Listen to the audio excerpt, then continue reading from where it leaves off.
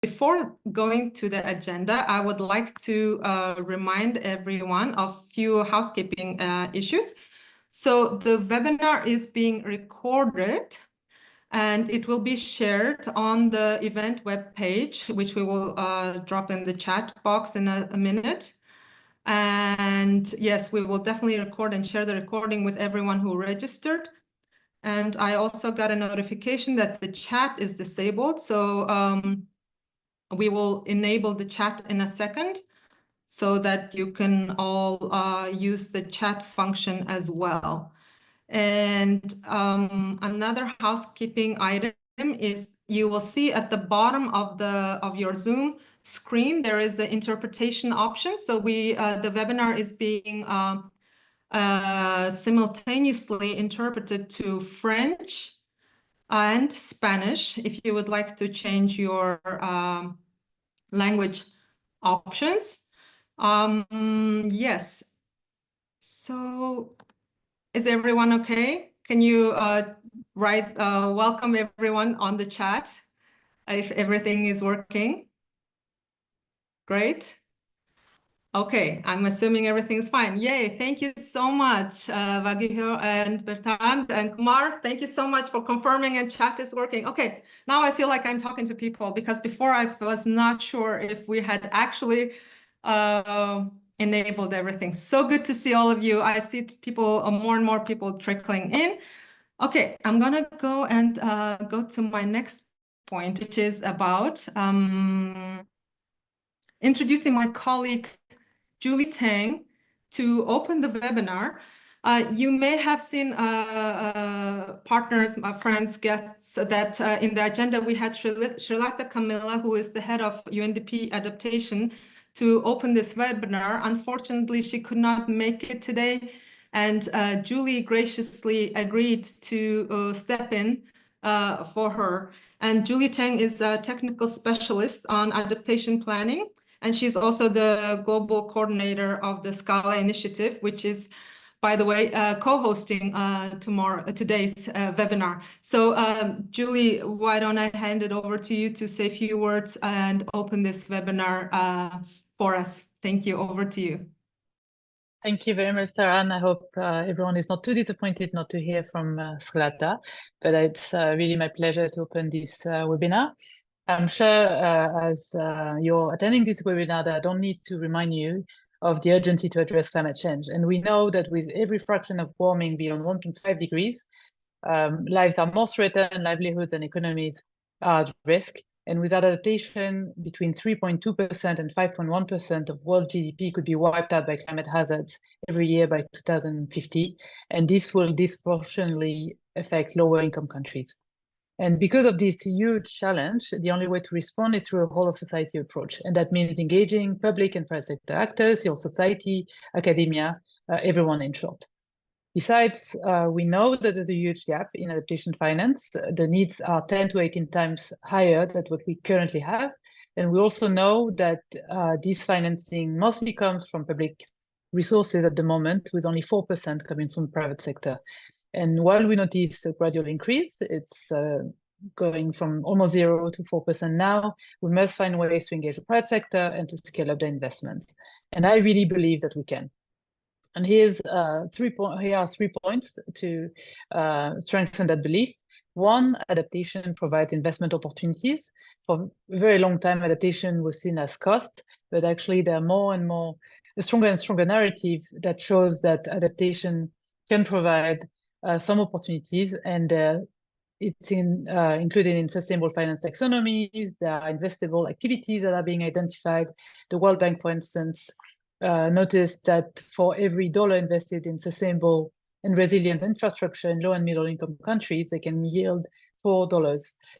There are also opportunities for adaptation to manage risks, because those risks that we just mentioned will also impact those businesses.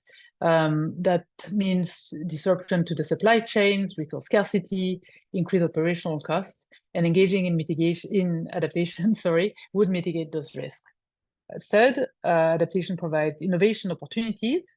That's innovation in products, services, technologies. We also already see the potential of digital technology to enable efficiency.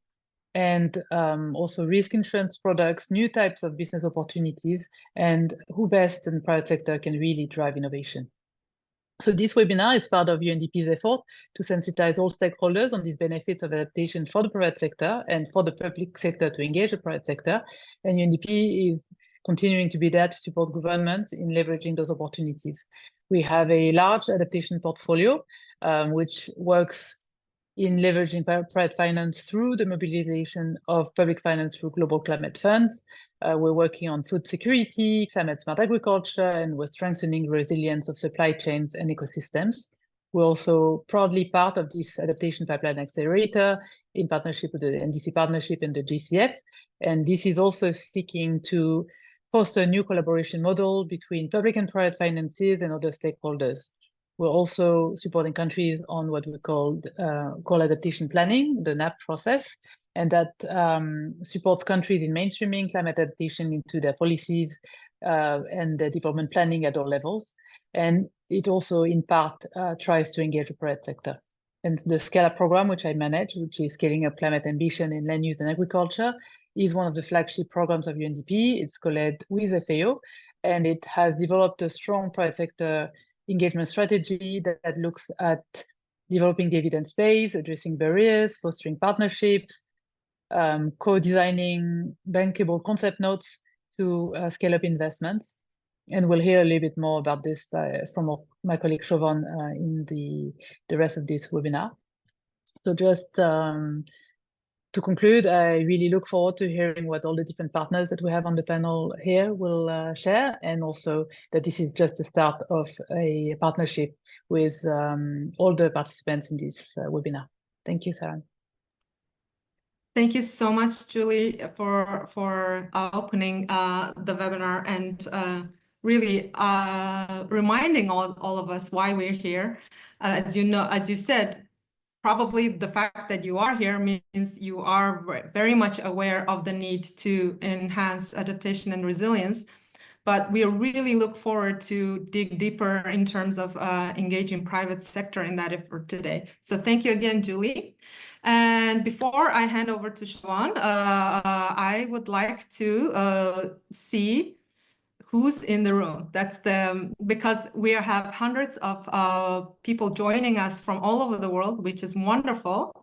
And it's always good to, well, since we cannot really talk to each other and see each other very well, we would like to see a little, in a little poll here. Do you see it? Who's in the room? So the first question is, where are you connecting from today? Are you in Asia Pacific region? Are you connecting from Africa or Europe, Americas, or none of the above? And the second question is, since we're talking about private sector today, are you representing today governments, investors, small and medium enterprises, academia, NGOs, international organizations, and other? I already saw many people are introducing themselves in the chat, which is wonderful. And if you are especially choosing the part where it says other, I welcome you even more so to introduce yourself.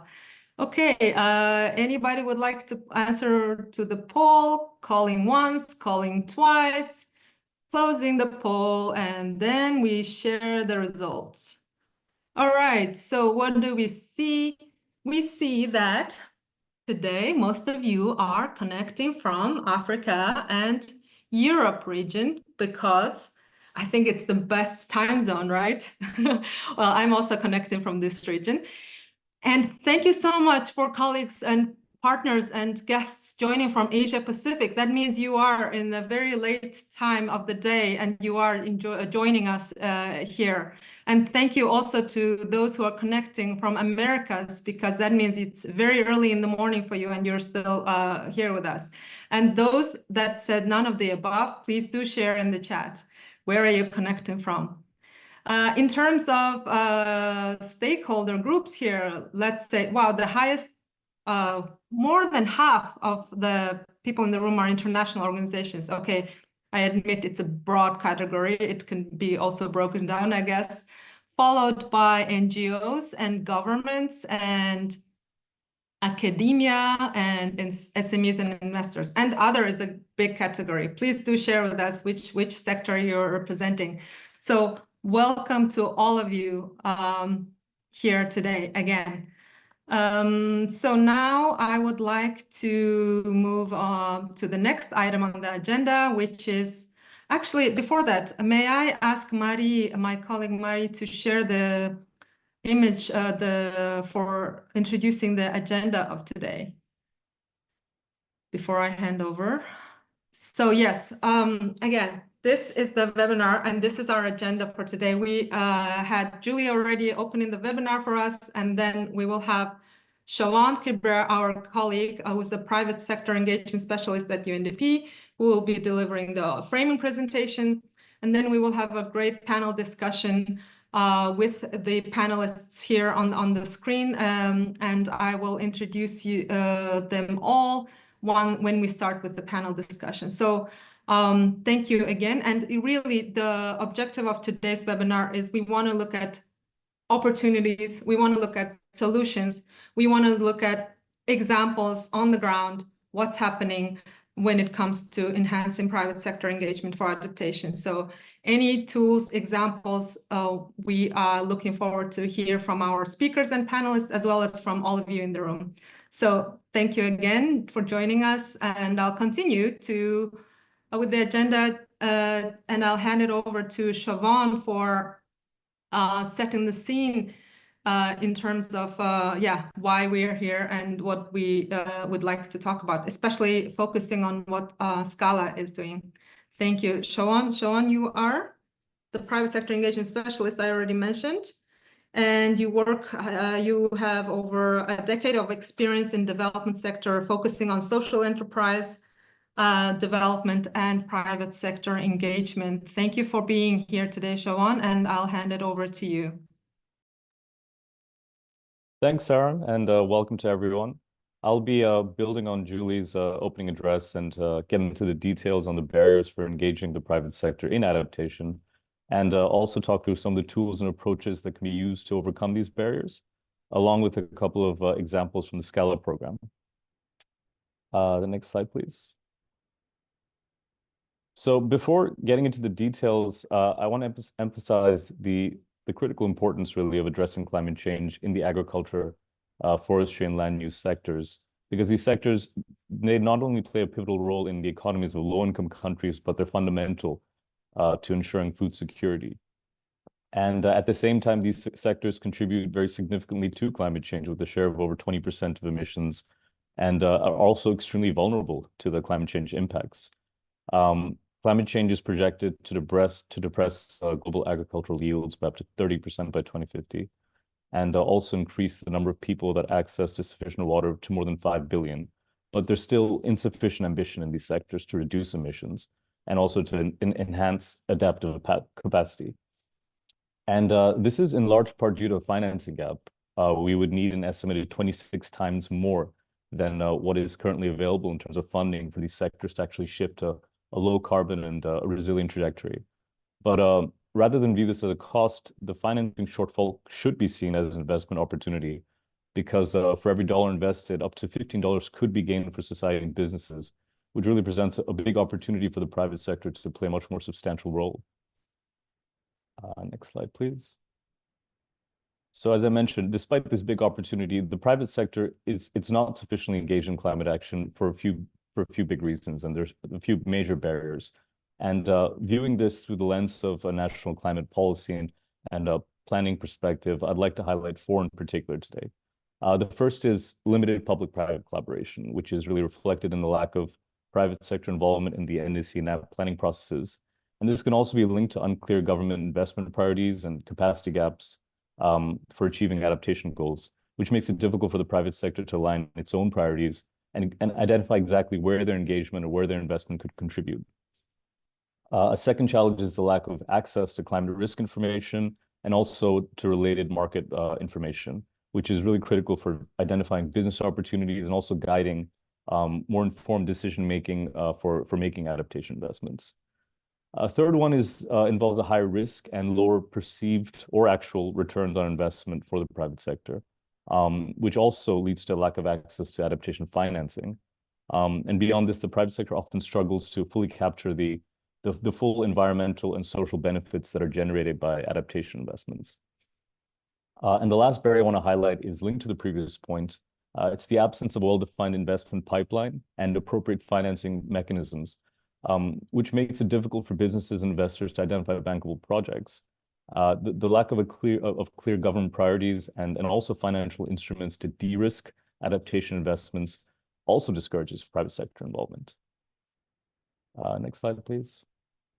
So here we have, we've mentioned the barriers and here are the interventions. So despite all these challenges, there are many approaches that can be used to effectively support private sector engagement. A first approach is effective multi-stakeholder coordination, which starts with identification outreach towards relevant private actors. It includes ensuring there's greater institutional public-private collaboration in devising and implementing different climate policies and solutions, and making sure that there's sufficient incentives for private participation. Second is developing and disseminating needs-based and rigorous climate and market information. And this is really required to strengthen the evidence base and build a credible business case for the private sector to invest and engage in climate action. There's also an overall need to improve the financial incentives for making private investments. And for this, we need to identify business opportunities and also associated investment risks for the private sector, and followed by identifying potential public sector de-risking instruments that can incentivize their involvement.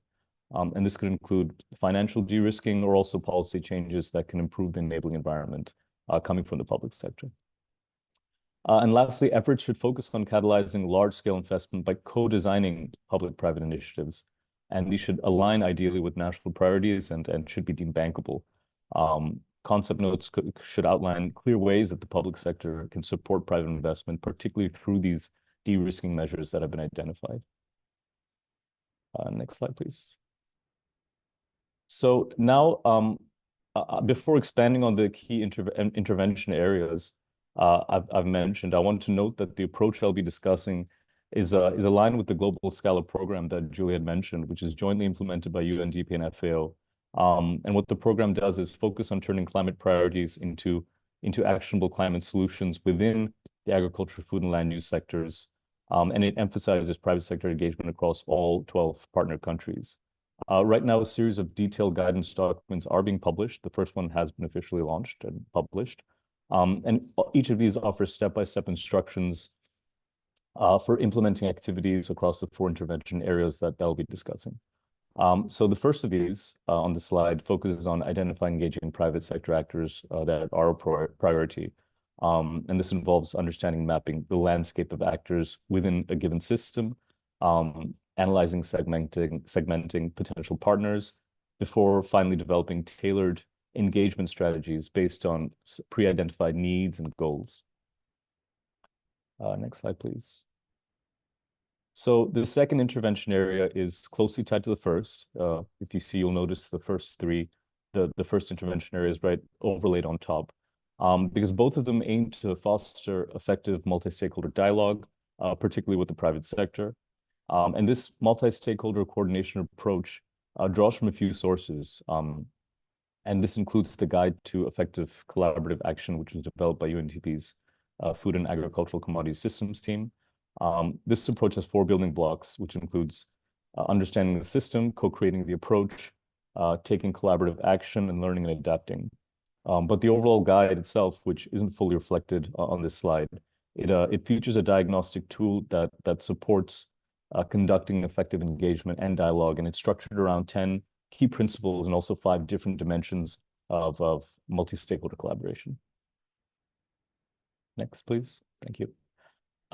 So this third approach outlines the process of identifying bankable adaptation interventions, the risks associated with them, and also de-risking instruments that could support eventually investments in private investments in adaptation.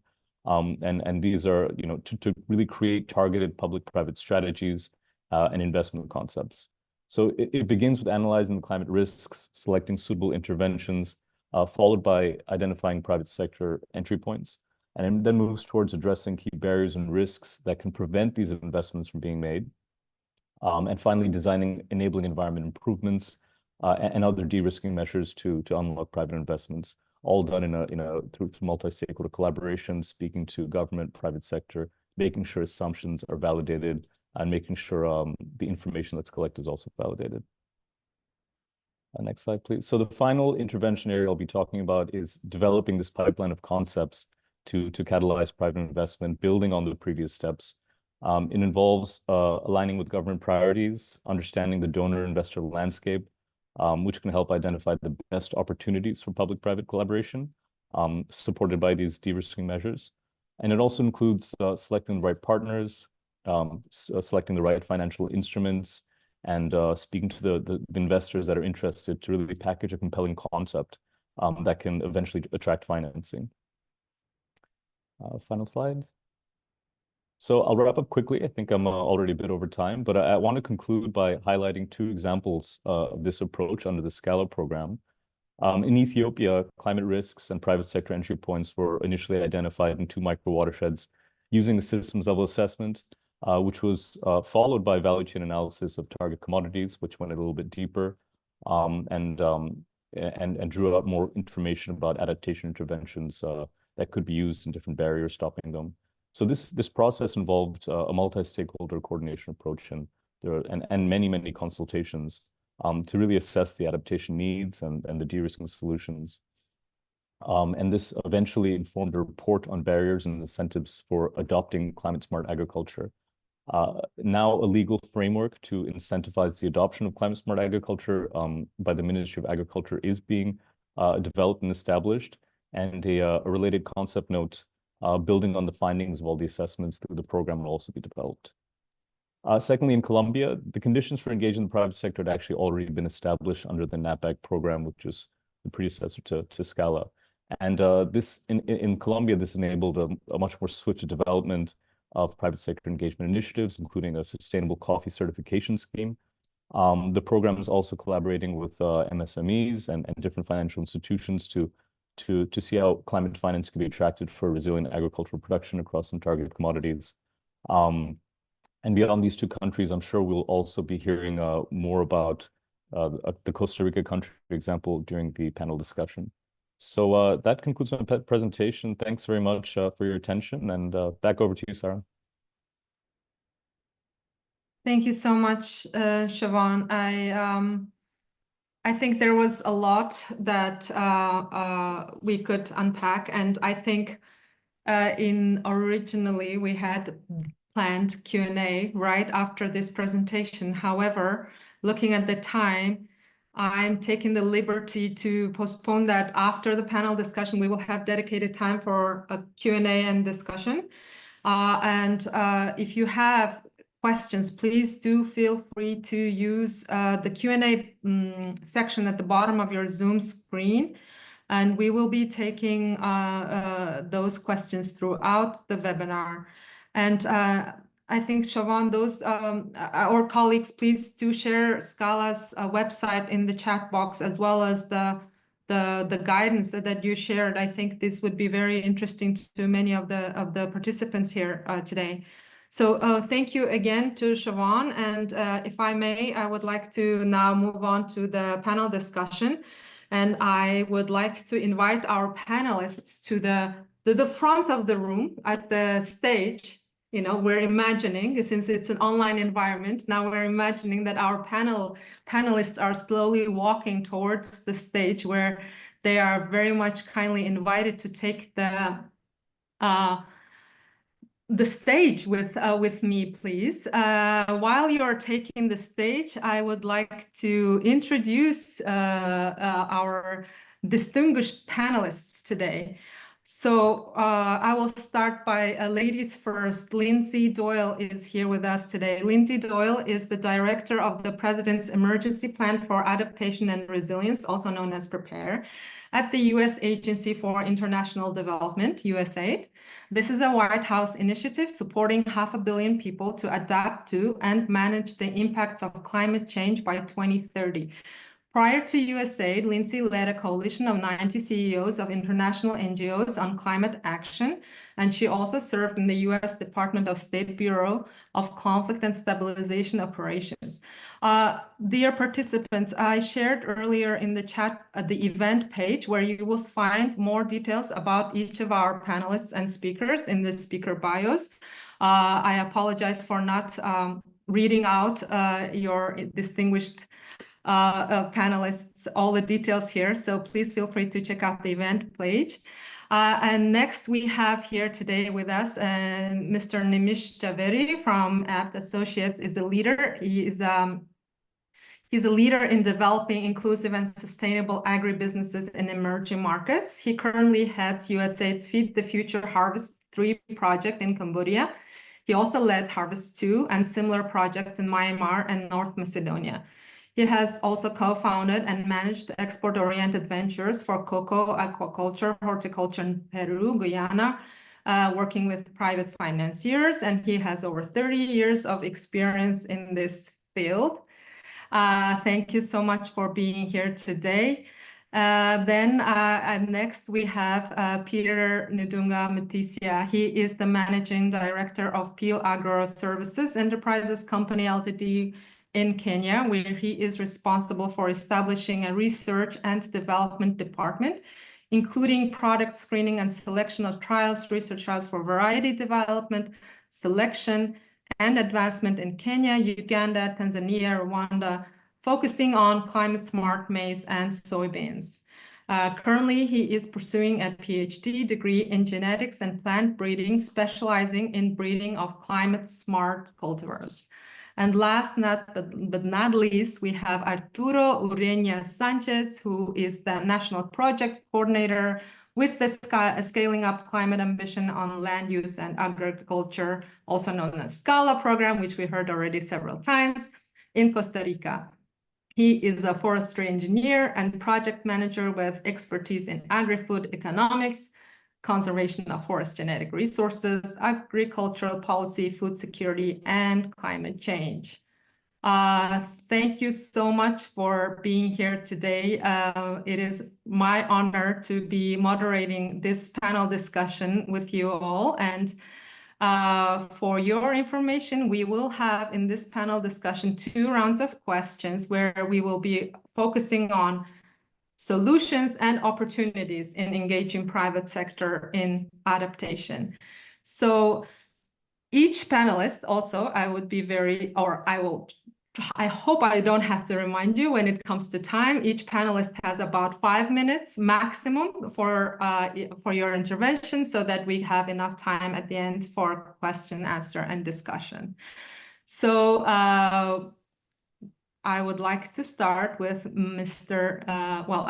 If it's okay, I'm going to go with first name, with Nimish, because you're in Asia and it's quite late in Cambodia. So I think we'll start with you. As I was mentioning, we would really love to hear from opportunities. What do you see in Cambodia and also elsewhere where you have had the pleasure of working? What opportunities do you see for businesses to engage in private sector? Businesses and private sector to engage in climate change adaptation efforts. Thank you, Saran. Can you hear me okay? Yes, we can hear you. Okay, great. Well, very nice to be here. Thank you for inviting me for this session. What opportunities do we see? Well, one of the things that I've noticed, having worked in several countries now in the same area, my primary area of expertise now is in agriculture. And looking at what's been going on in agriculture in multiple countries, scenarios, from a private sector point of view, what I see is that the private sector is sort of creeping up on the idea that, oh, we've got a climate problem, and it actually is going to affect my business. And so what we are seeing now is a gradual understanding of there is a threat here. If we don't address it, we are exposing ourselves to a little bit of risk, and we need to innovate. We need to do things differently, and I see that we are finding more and more organizations, private organizations, that are willing to do that. Now, I'll just give you the example outside of climate, where in Cambodia, we saw multiple small companies change their ways during COVID because the borders closed, there was no transportation, and we were actually having a climate issue at the time too. Many of our products are actually exported to neighboring countries, and when the borders closed, everybody realized that we had a serious problem nobody expected. And we suddenly saw a resurgence of thinking about things differently. How could this business be done differently? How can I have a more resilient business here? Not necessarily around climate, but basically around the fundamentals of becoming a more capable, ongoing business. And much of that has sort of transferred over now, I find, into the climate situation. Cambodia is particularly vulnerable to climate. We are ranked, I think, number 12 on the Global Climate Risk Index. We have large river systems here, and we have an extended coastline, heavily dependent on fish for protein. We've suffered droughts and we've suffered floods in the last few years. And obviously, much of the agricultural system here is dependent on climate. I mean, dependent on rain-fed, a rain-fed situation. And so what we are seeing now is a great resurgence, really, a real interest in trying to find out how small companies can address this. And just by the way, Cambodia has a population of 16 million. It's a small country. We have most of our companies here are very tiny. Just to give you an idea, 98% of the companies have less than 10 employees. So when you talk about agriculture, one of the things we're talking about is small processors, small farms, small organizations trying to figure out how they're going to handle this. And so one of the opportunities I think we have is to be able to provide some kind of a framework of solutions that actually works for small organizations that would otherwise not have access to those solutions. A simple example is in the short time that we've been doing the Harvest program, I remember when maybe Harvest 2, I think it was we just started installing net houses back about 5 years ago. Now there's over 1,000 net houses in the country, primarily because those net houses are fed with drip irrigation system, and they're able to produce yields that are 2 or 3 times what is normal in one season and have multiple seasons. So people have sort of figured out that if you are trying to address climate issues, there are technologies out there that are affordable that we can work with. And as time has gone on, financial institutions have also stepped in and started looking at this as a potential investment opportunity. So I could give you some more examples, but there are these are some of the small examples, small technologies, let's say, installed at a small for smallholders. But you could also think about very large systems where you have the introduction of certain types of production systems, cultivation systems, that could definitely make a huge difference in the resilience of agriculture. I mean, I'm thinking in terms of agroforestry or in terms of rice production techniques that are actually much less dependent on traditional need for water and traditional sort of need for fertilizer. So I think people are getting very clued into this. And as that's happening, we are seeing also an influx of innovators who are stepping in, who are coming into the market with new products and new capabilities that we didn't see maybe 2 or 3 years ago. A simple example is, I think in the last 2 months, I've talked to at least three companies that are introducing soil conditioning additives that could actually help with increasing organic material in the soil and improve fertility without additional fertilizer, while actually capturing carbon from the atmosphere. We're also seeing innovation in the financial sector. Quite a few organizations are stepping up to understanding that agriculture does offer opportunities. There's a systemic change going on here, and that there are ways to actually support this change and make money because that change is coming. So I'll just stop there and I'll wait for questions later. Thanks. Thank you so much. I think we can all sit here and listen to these amazing examples of innovation and also opportunities, not only for small companies, but also on a large scale. And I think there is really a lot to unpack there. And I think we will also hear from other examples. And I also see that participants are sharing in the chat other opportunities they see. So this is great. So thank you for that. And I think if I may move on to you, Peter, it's I mean, we just heard 89% of companies in Cambodia, you said, are small, right? From Nimish, we heard that. And in Kenya, where you have started a you were and still are a scientist, and then also you have become entrepreneur. And I think this is if you could share with us your journey of how you moved from scientist to entrepreneur, and what opportunities do you see, or what led you to do this, right? What business opportunity did you see? Over to you, Peter. Thank you. I hope you can hear me. I think I'm clear. I would say it's very interesting opportunity to share my journey for being a scientist and to be an entrepreneur, a business person. And I would say that basically from the environment that I was brought up in, I admired doing things in my own way and having positive impact with people. And of course, I'll connect this with business, why you have to have positive impact with people.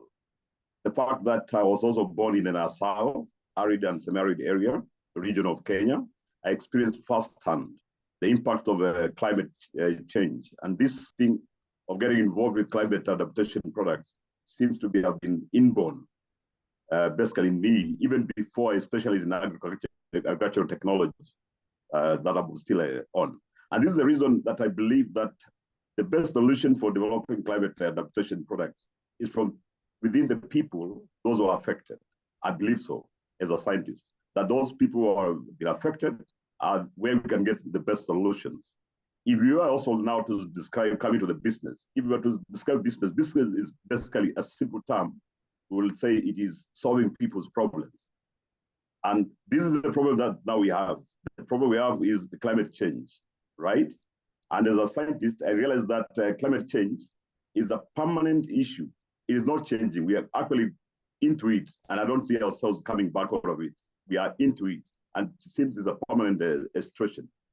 And of course, I say it is an opportunity in providing a climate adaptation product. And this, as I'm saying, it is long term.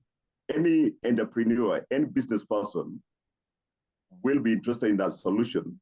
That is long term, meaning that is going to be there, is going to remain relevant for a long time, definitely. Or in other terms, I think in other words, that is the space that you can scale up and can continue growing and continue doing business, all right? And for long term, and especially for those who want to remain relevant in business, they definitely go for this kind of investments. So basically, I've integrated from being a scientist and seeing the opportunity in the climate change. That is a situation which is permanent with us. So if we continue researching and getting solutions and applying the solutions into business solutions as adaptation solution, then definitely we become relevant as we continue solving people's problems. That is my approach to this thing. Thank you. Thank you. Thank you so much for sharing that. And I think, I mean, if I may highlight 2 points, those who are affected will be the ones who will be coming up with the solutions, right? Because adaptation is, at the end of the day, a local, as they say. And the other one I really like is what you said, climate change is here to stay. And therefore, the business opportunity is also there, right? So that's, I think, 2 great points that I would like to highlight. So if I may move to Arturo, I wonder if you will be speaking in Spanish or in English, then I can give instructions on the language interpretation again. Will you be speaking in Spanish? Yeah, thank you. Okay, all right. So while I am asking question to Arturo. Dear participants, if your Spanish is as good as mine, you are very welcome to use the interpretation button at the bottom of your screen, where if you click on it, it says English, French, Spanish. So you may have to go to the English button right there. So Arturo, we heard examples now from Cambodia, Asia, and some other countries that Nimish mentioned, as well as Kenya. Peter shared some example from Kenya or perspectives from Kenya. And then if I may, I understand in Costa Rica with the SCALA program, you have already started engaging private sector in adaptation efforts. So if you could share some of that examples with us, that would be great. And yeah, I'm going to go to the interpretation now. Thank you. Over to you, Arturo. Thank you. Can you hear me now? Super. All right. I would like to thank the organizers, the participants for your time, for this opportunity. Me gustaría agradecer a los organizadores y this conversation in Spanish, if that's okay with you, so you can practice your Spanish speaking skills a little bit so far. So, bueno, hay mucho que contar. Well, so there is a lot to say about what has happened with SCALA program in Costa Rica. However, we have prioritized very specific actions in virtue of the available resources that we had for the project in the country. This way, at this time, we are pushing two main activities. One of them has to do with the certification of different meat and dairy products that are free of deforestation. That is something that is a great challenge for the country, because it is the first time that Costa Rica is trying to develop certification schemes in this sense. The other main line of work that SCALA is pushing in Costa Rica has to do with the process of decarbonization of soil in different kinds of farms. For some reason, the government has been very active in this sector, because it's the main two sectors in which we have found the biggest opportunity to reduce emissions and to work on the whole concepts of NDCs and NIPs on a national way. And this way, we have been really close to several very important actors in the country. For example, SCALA right now is working with the Corporation of Livestock Encouragement, which is the main organization that gets together all the livestock farms in the country and all the products that are related to livestock. So it is the most important cooperative in the Central American region, which is the Dos Vinos cooperative, and it is working towards the livestock product works and dairy product sale. Also, we have been working with the National Coffee Institute. We have been working with them very closely, and we have been working very closely with all national coffee producers. We also have very important academia actors and government actors that have also participated in this program. But this is more or less the mapping of what SCALA has been doing in Costa Rica. What we have learned over time is that we have found some very important challenges that we have to tackle. But some of the things that have helped us the most, that have helped the country the most, is that Costa Rica has a very strong environmental policy.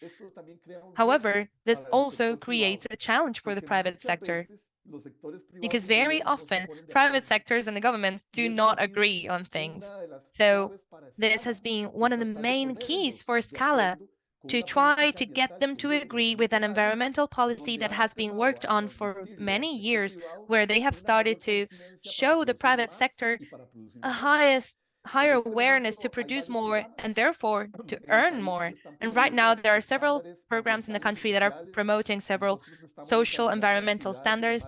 We are also developing the REDCAST activities. We have the NAMAS initiative,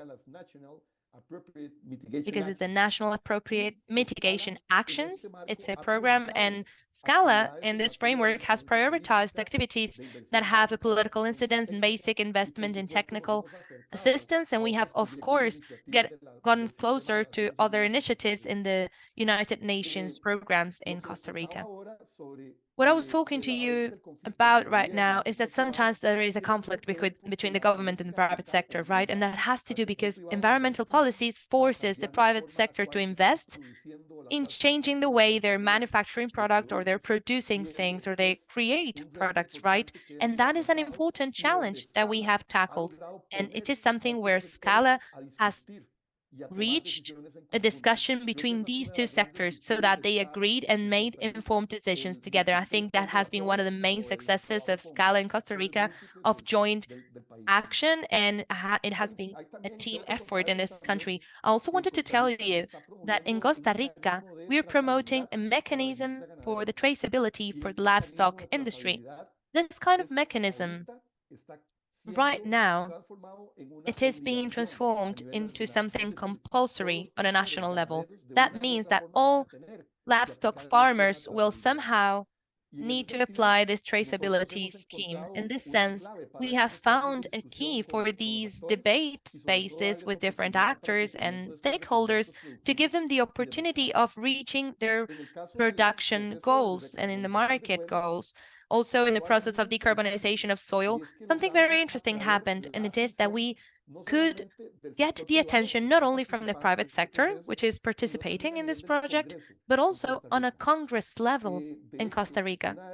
In fact, one of the political fractions inside of the Congress is right now presenting a project of law for the decarbonization process in Costa Rica. This is very good news for us because the country is finally committing to acknowledge the producers that are actually showing the proof that they are decarbonizing their soils, and SCALA has been trying to motivate this process in a gradual way and also in a very coordinated way. For me, that has been one of the main challenges that we have found so far, how to scale up these processes on a national level. I think I'm going to stop here because there is so much to tell, but I do not want to abuse my time, and I'm going to stop here. If you have any questions or comments, I'll answer later. Thank you. Thank you so much. Muchas gracias, Arturo.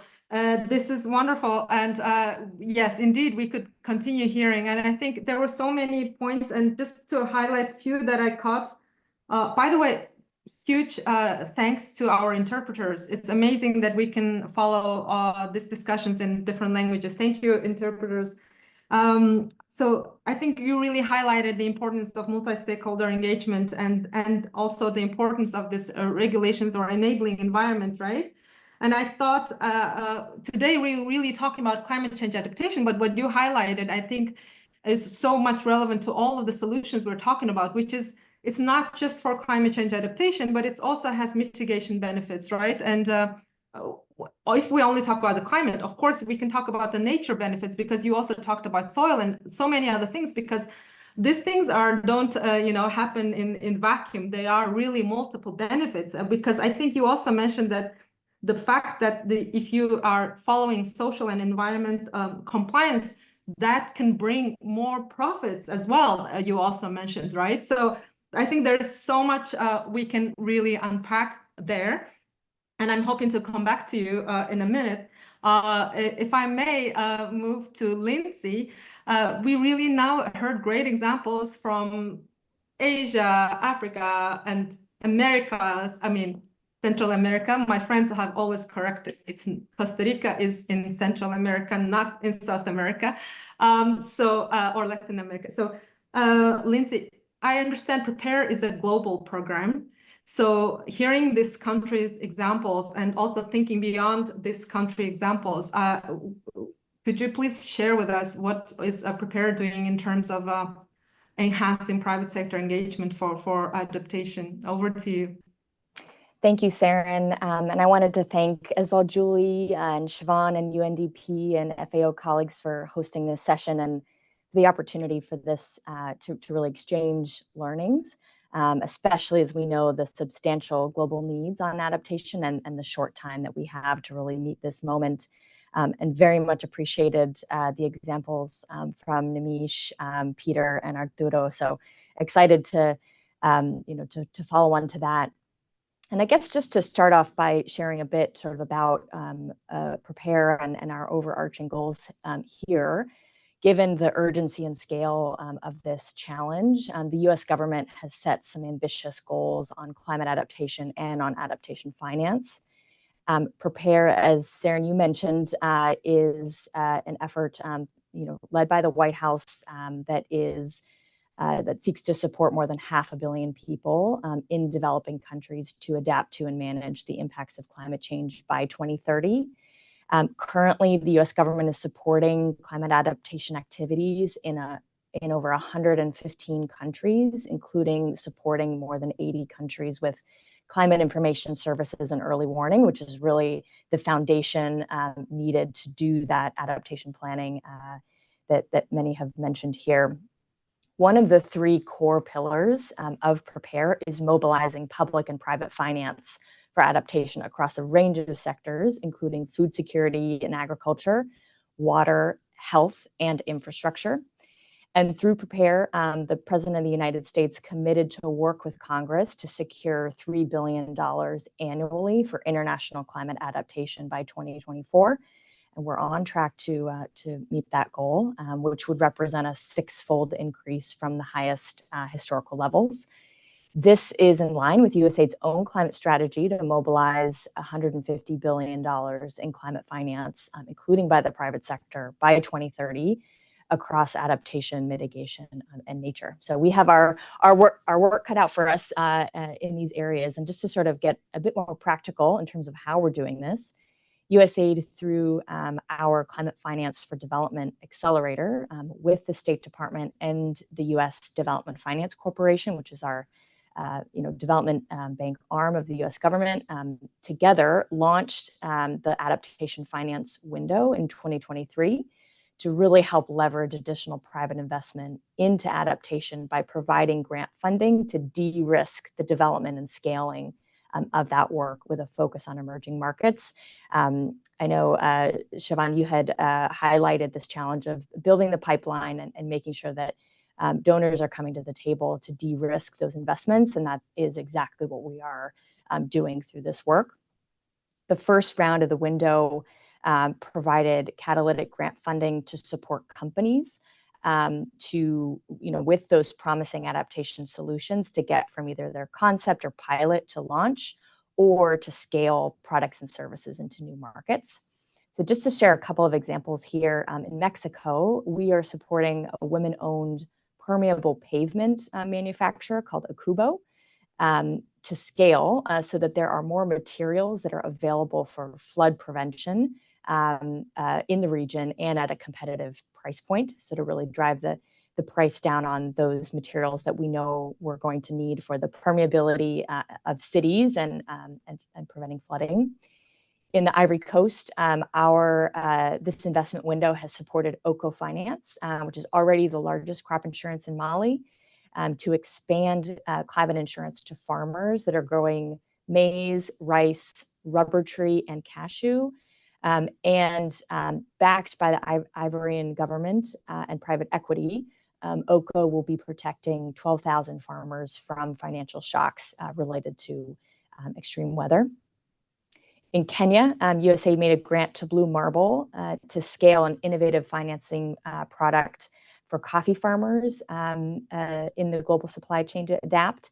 They are partnering with corporate off-takers for coffee products and for companies themselves that are consistently willing to pay insurance premiums because they know that is important for resilience during drought or flooding.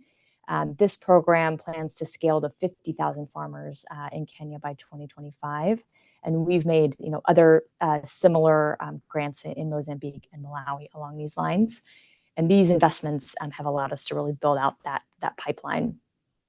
But we know that at the same time that we're supporting innovative companies, we also have to focus on how we bring a wider range of investors into this effort. So we work closely with a number of European and US insurance firms and pension funds, asset managers, to determine what it would take for them to bring their own balance sheets it's often more conservative capital to the table. And their answer to this is often around blended finance and how do you structure funds that allow for that full capital stack on adaptation that fulfills on the different risk and return impact profiles of those actors.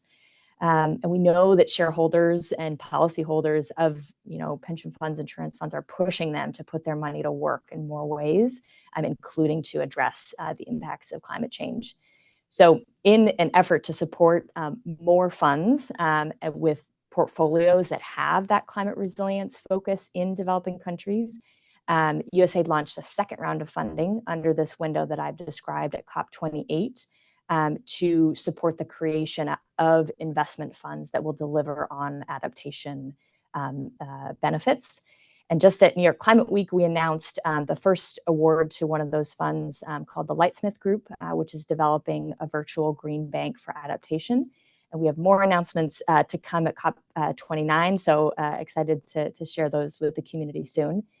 And just to say, taken together, these very modest public sector investments from the donor side are slated to mobilize over $1 billion in private investment in adaptation by 2030, and at least half of that by 2027.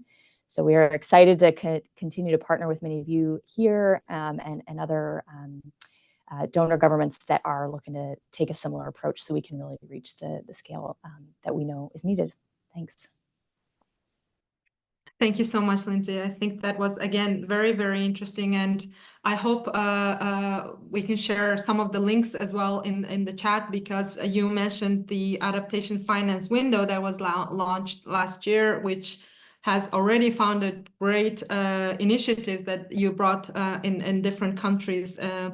And whether it's through grants or de-risking. And also the investor side is really amazing. Thank you so much for working on that, because we heard already from some of our panelists, as well as in the chat, that there are great innovative ideas, but there is some, like capital is missing when it comes to startup capital or scaling up.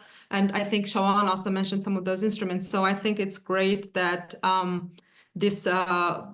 the investors are also being brought to the table when it comes to enhancing adaptation and resilience in developing and emerging, and frankly, the most vulnerable countries and regions of the world.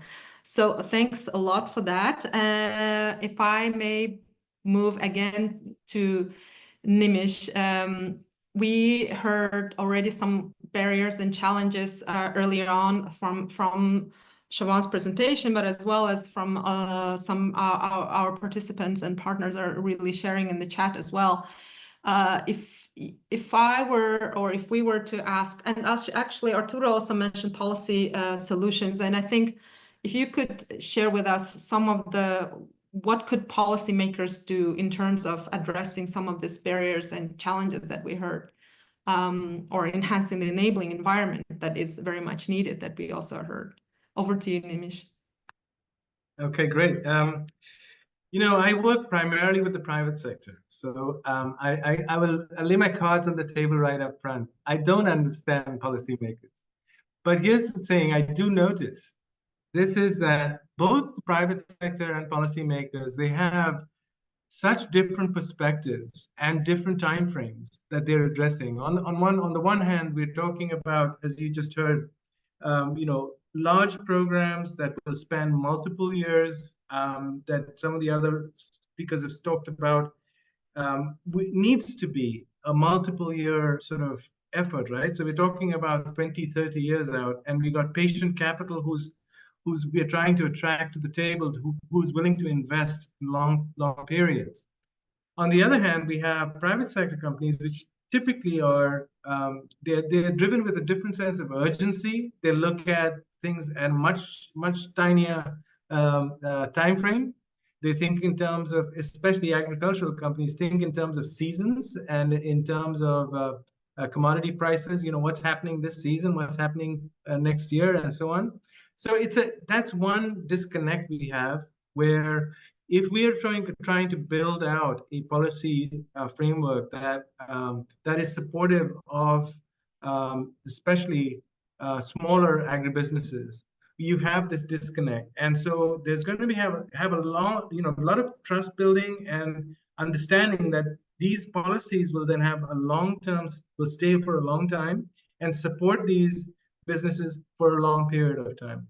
And of course, we do that. There are obviously examples of doing that, but it needs to be articulated. And one of the things we find is that often policymakers are unable to articulate clearly what is the regulatory framework and how do the incentives that businesses have line up with that framework.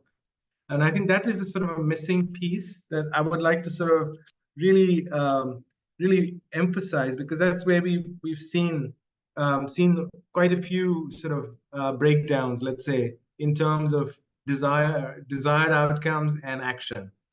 The other thing is that, especially as I mentioned earlier, places like Cambodia, who have fragmented and small organizations, they need to be organized in some way so that there is a way to sort of have dialogue with the private sector. And, the idea of policymakers to basically do, field research and then come back and present policy is one thing. But if you were to basically want to involve the private sector in policy-making decisions, which is what I think is a better practice, you would need to somehow get these smaller groups in places like Cambodia organized. We see that that's a bit of a challenge. Not every sector is well organized, and some of the sectors are much more vulnerable than others. Also, not everybody is equally informed.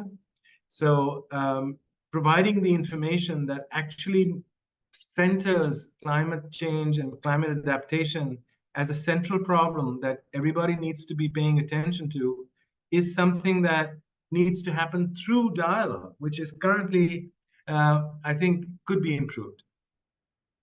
The other, I would say, 2 or 3 things I would say is that in terms of what policymakers can do, I think they do have a lot of programs. I think that where they see potential improvements that can be made. Like, for example, the country adaptation plans. I think for Cambodia, there's probably about 58 action plans that they have. Those action plans, many of them are quite specific, but they're not well sort of described or communicated to the industry participants who could actually make a difference.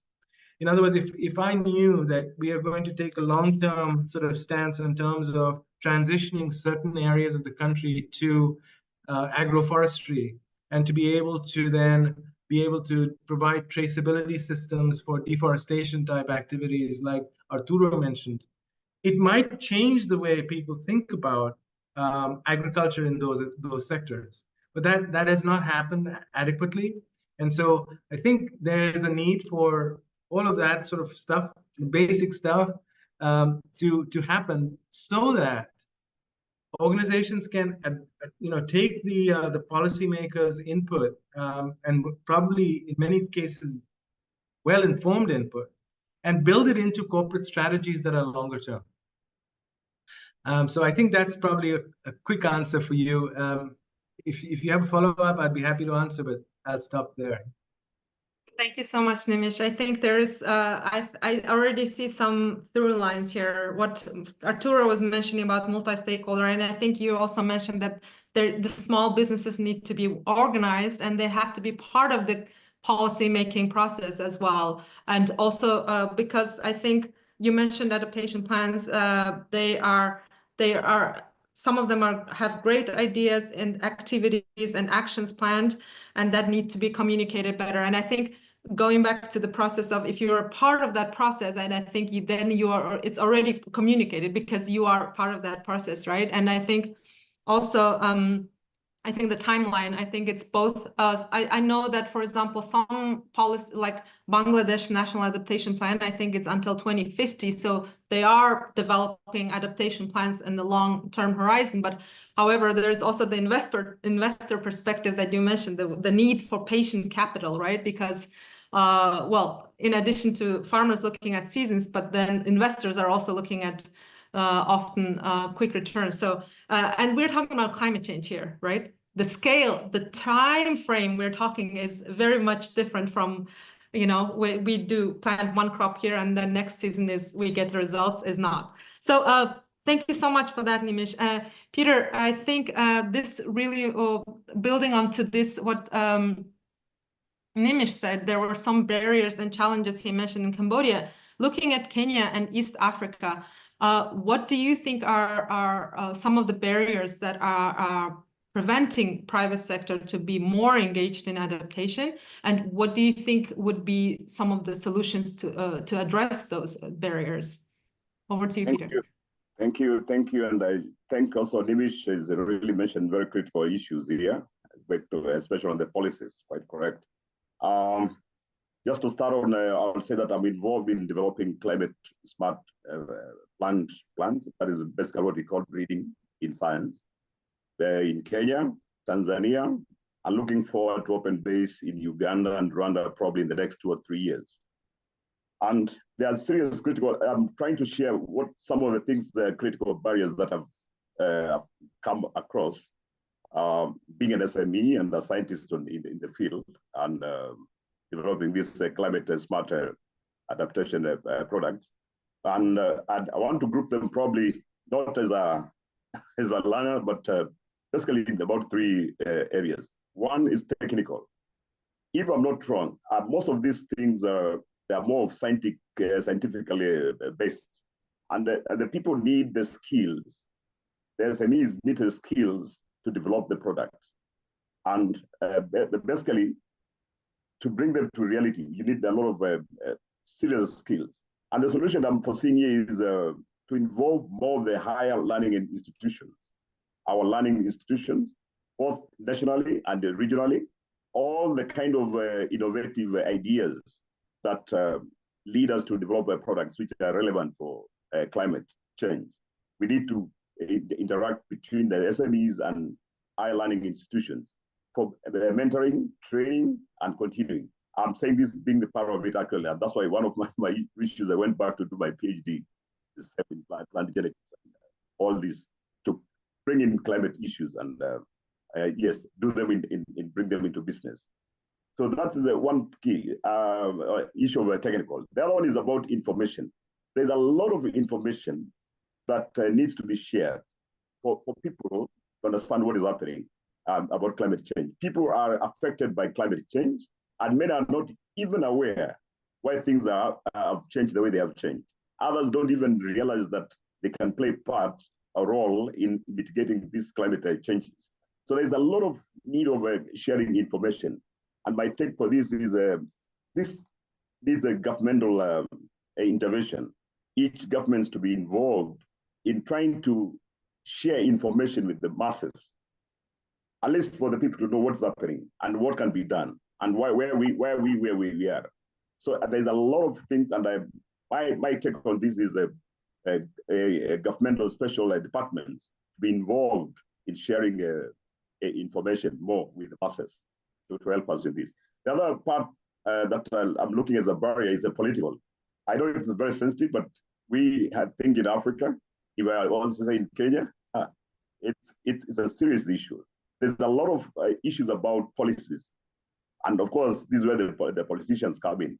They are the ones who are holding the issues about coming out with the policies, the right policies. And they don't seem to understand what is happening.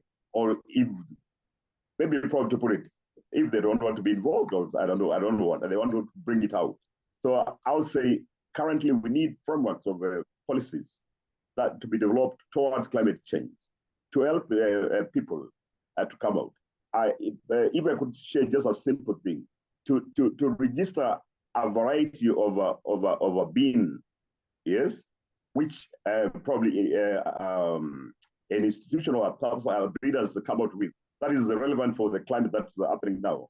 To register it in Kenya, it takes me a lot of barriers to register it in Uganda, to register it in Tanzania, to register it in Rwanda. So I need policies that can enable me to go across and probably go into the business as quickly as possible to reach out the farmers. So these are some of the things, the links that we still still limiting the barriers. And my take on this, yes, we need to involve the political class to understand what is happening. There's a lot of information that needs to be shared with the political class to understand why we are here and what we need to do to move forward. The other one is the last one probably is about commercial. And all new innovations are very expensive and they need financing. They need money to develop. I would say, based on in my case, to develop a variety or a cultivar of a bean that is relevant. For example, that is actually my current study, to develop a cultivar that is able to adapt to the change of drought, both across East Africa probably and West Africa, and maybe just to go broad. I'll need probably maybe almost 500,000 shillings to do all the research and all the trials and things like that. So with the serious need of investment on the innovations for climate change. So these are some of it's another limiting factor. I was involved in a private camp that we're calling a private bull, run by GIZ. That is a good thing that I landed on the last 2 years. And we're basically trained on issues of trying to be ready for investment as SMEs. And there were some 3 key things that we have seen that come out of this camp that we trained. We were actually about 9 companies, SMEs from Kenya and 6 from Nigeria. It's across in the world. I think currently they have companies from Pakistan also being trained. And I would like to share some of the 3 things that we saw as a barrier. Now, number 1 is about lack of skills or know-how to write financing proposals. Simple financing proposals, key to enhance, to be seen or to be seen what is the investor we are talking about. That was one limitation. That was about the alignment of our specific adaptation products with the right financing institutions. There's a lot of mismatch between what is available, and I'm happy to hear Lindsay what she's trying to share with us, which is very important here. So there's a lot of mismatch between, or misalignment between the specific adaptation products that SMEs are trying to develop and the financing institutions which are available at the moment. And it's a key thing that needs to be shared. And the third one is about the size of our tickets. The SMEs, they seem to be a little bit, I don't know how I can put it, either too small, and it's good to share, maybe they state that the companies there are quite small with the 9 employees or things like that. It's the same also like we've seen also in Kenya, that the SMEs are so small, the tickets they're trying to prepare and ask from the available financing institutions, they're so small, such that they're not fitting with what is available. And what we have seen out of Privabul, the camp that we attended ourselves, we are trying to form an alumni and form a group of companies with different adaptation products and have a theme to approach the financing institutions which are available. That's what we are at the moment. And I think it's a limiting issue, and it needs to be approached probably in that the way we are trying to do from this the GIZ support that we got. Thank you. Thank you so much, Peter. I think I'm not even going to try to summarize it, but I think these were such important points that you, in addition to the mismatch in timelines that we heard earlier, you also talked about the mismatch in the finance, right? The available finance versus the ability to access them, and also the ticket size. And I think it's great to hear that not only, I mean, you have, together with the other SMEs, you have recognized these challenges and you're already taking steps to address them, for example, by forming this bigger group to increase your ticket size, which I think Nimish also mentioned in a way to, there is a need to organize small businesses. I'm looking at the time and I'm feeling like I'm not a good moderator in terms of time management here. And but I do see a lot of questions being asked and answered in the chat and the Q&A. So please feel free to ask your questions in the chat. Arturo, I'm coming to you now, and everyone get ready to switch to English, French, Spanish here. We heard about this need for organizing small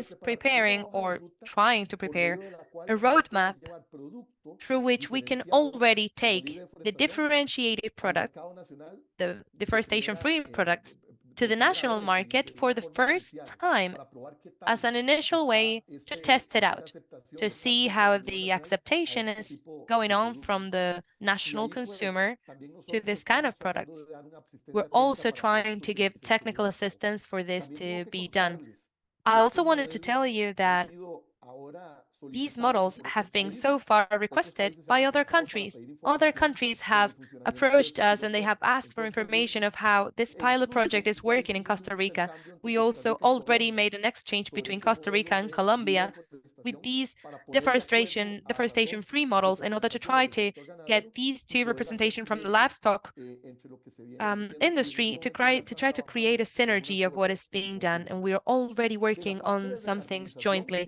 On the decarbonization sector, which was another axis that was being worked on in Costa Rica, I wanted to tell you that right now in the country, we're already talking about soil fuel payment.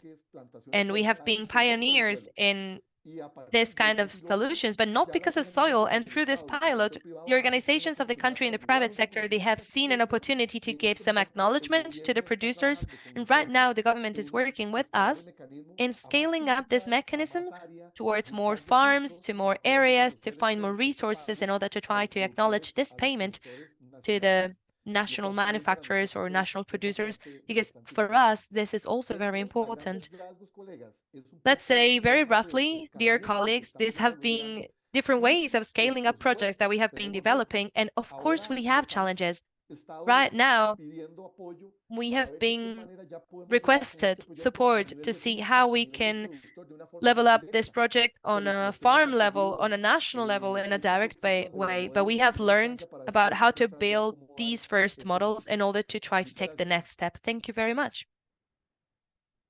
Thank you so much, Arturo. That is great. And I like really the fact that you're already sharing this knowledge with Colombia and others. And I think what Nimish and Peter mentioned earlier, that there's need to disseminate information and learn from each other. And this is what we're trying to do with this webinar today as well, trying to really share these examples far and wide. Lindsay, there's so much questions for you in the chat and in the Q&A, and I think many of them are broadly summarized as how can one approach these opportunities that you mentioned earlier in terms of enhancing private sector adaptation. So if you could maybe share one or two examples on what is out there for companies and businesses and others who are interested, that would be great.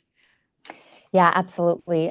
Thanks, Saren. So I guess I would just start off my answer by sharing that Prepare, certainly it's a whole of government effort. And so in addition to the grant investment that USAID and the State Department have made available through the adaptation finance window that I was sharing about before, and that's one example of many that we have in the adaptation space.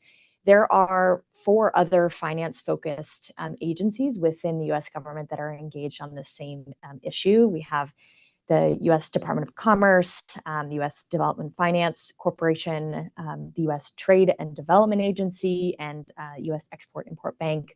All of them have unique mandates and financial tools, whether that be grants, debt, equity, feasibility studies, technical assistance, credit guarantees, that all have something to contribute to this effort. And so just to share a few examples, in El Salvador, Jamaica, and other partner countries, the U.S. Trade and Development Agency has grant-based assistance that helps mobilize adaptation finance. And in Jamaica, for example, a U.S. Trade and Development Agency project preparation grant went to Jamaica's Ministry of Science, Environment, and Technology to advance the development of a unified national emergency communication system that could be used in the event of a climate-related hazard. That assistance is going to strengthen the emergency response, upgrade the IT infrastructure and telecommunications network to help them with emergency preparedness. In El Salvador, also a U.S. TDA project preparation grant went to El Salvador's National Administration of Aqueducts and Sewers to provide recommendations for energy efficiency and renewable energy solutions to enhance both the climate resilience and energy efficiency of El Salvador's water infrastructure. And so this is really going to support the government and the citizens to manage the variability in water supply that is resulting from climate impacts and improve that system reliability in the event of extreme weather. And so just to say that this agency, I can drop this into chat, they work regularly with government ministries of other countries on, as well as qualifying businesses to partner also with U.S. companies on solutions, and they are part of PREPARE, and so have that mandate focused on adaptation. So would encourage colleagues to take a look at that. And then just to say, on the USAID side, to keep up the momentum on this theme of adaptation finance, we continue to put forward actionable ways that we can work with companies on this theme of climate resilience. And so I wanted to just take a minute to highlight USAID's nature-based solutions for agriculture resilience window, which we are calling NBS for Ag. I'll drop this into chat. We're accepting applications now through November 4th to accelerate the best models from companies, many of the types of interventions that we've been talking about today, to really accelerate the transition to that nature positive, low carbon and resilient agri-food systems. So under this window, we'll partner with private sector in developing countries to either pilot or scale those innovative models. And this could include whole of farm approaches to mixed use farming and regenerative agriculture, or zero forestation production and reduced degradation of lands, soils, and native vegetation, which I know there's quite a bit of conversation about soil health as well here. And so we're really looking for partners that have solutions in this area. And so, as I mentioned, these are just a couple of the opportunities that we are making available through our work. And we just encourage colleagues, if you're interested in hearing about these and other future potential funding opportunities, for you to join our Climate Finance Investment Network, which is a way that we can share out those notices of opportunities, and just really look forward to working with this community to do what we can to accelerate the great work that you all and your partners are doing. Thank you so much, Lindsay. Very concrete opportunities. The NBS for Ag sounds very much in line with what we have been discussing today. So please check it out, everyone who is interested in that. And the Climate Finance Investment Network sounds like the place that you want to also check out. If you have lost because there was so much happening in the chat, if you have lost these links, don't worry about it. We will share it in the... Thank you so much, Lindsay. You shared the link in the chat. We will also share it on the event page as well. All the relevant links from all our panelists, so we can share it on the event page, so you can also check it out afterwards. I have I apologize for not leaving much time for Q&A. But I think there was already questions being answered in the chat and in our Q&A section. So I would really like to give a round of applause to our panelists for this wonderful panel discussion. It was so informative, and thank you so much for generously sharing your examples and experiences with the rest of the world here. Thank you so much, and everyone, put your hands together in your virtual environment. Thank you so much for this panel discussion, and I would like to hand over now to Sybil, who is Sybil Nilsson is let me check before I say anything wrong here. Sybil Nilsson is the lead program advisor for SCALA with FAO. Sybil, if you could share some words of reflection or any other closing remarks with us. Thank you so much. Over to you. Thank you so much, Saran. I'll be very brief. Thank you to everyone. Thank you to the speakers, first of all, Shovan, Peter, Nimish, Arturo, Lindsay. Thank you for your time and your insights. Thank you to the interpreters and also to the organization team. A lot of work goes into these events, right, leading up to make sure this past hour and a half were as informative and engaging and smooth as they were. So thank you to that team. And thank you, of course, to the over 200 people who attended and participated. It was really excellent to have your inputs here in the chat, and I think there are many ideas for conversations after today. But just to go back to today's title, Enhancing Private Sector Engagement for Adaptation, we heard so many stimulating ideas, but I would just mention maybe two key themes I heard from the different speakers. So, how do we enhance private sector engagement and adaptation? I think our speakers were touching on the need for evidence for a business case, right? We heard Arturo, he was speaking about, the need to pilot these methodologies, for example, for traceability. He also mentioned, making it clear the level of investment that is needed to transition to new practices, right? So providing the information to actually make those changes. I'd also just point out, if I can, that Arturo's team also conducted a really in-depth gender analysis, which he didn't have time to go into today. But I think we should mention that, understanding the needs and priorities of women and men, in their case, in the livestock sector, but in any, private sector activity is really essential for just and transformative adaptation. And Lindsay, of course, we heard that there are resources available to fund these best models, the best evidence-based adaptation ideas. And so that's very exciting to hear. And thank you for sharing the resources related to that. I think a second key theme was that to enhance private sector engagement in adaptation, we need to continue sharing information, which is already happening, but it sounds like we need to do better at speaking each other's languages. I mean, I heard Nimish mention the need for policymakers to give clearer signals, right? That is more relevant to the time frame that businesses act on, to really, and I have to say, we've seen that also in the country teams we work with under SCALA, right? The need for the policy actors to really understand better the needs of the business community writ large. And I think Peter also made a really critical point about the need for SMEs who already have the adaptation ideas, right? This going back to that really important message he made at the beginning about the ideas for how we're going to adapt are coming from those that are already trying to adapt. But he made a key point that those actors don't actually always know how to write those financing proposals, right? So having that financing knowledge to be able to take their ideas to scale is another space where I think we could do better and share information. So yeah, those were just two key takeaways. Of course, the need for evidence and the need to keep sharing and learn each other's languages.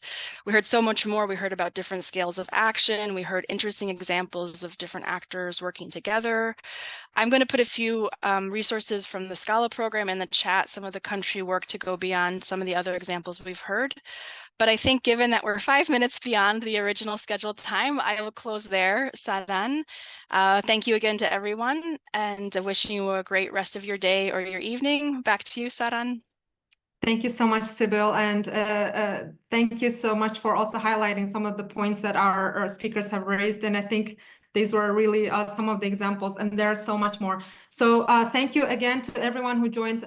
Special thanks to all our speakers and panelists. And we have, as Sybil mentioned, we had almost 300 people joining, but we had almost 1,000 people registering who have registered for this webinar, which means they will all get the recording and they will all get the links that we are sharing in the website. And really, let's keep up this good work, and let's continue to share knowledge and learning across.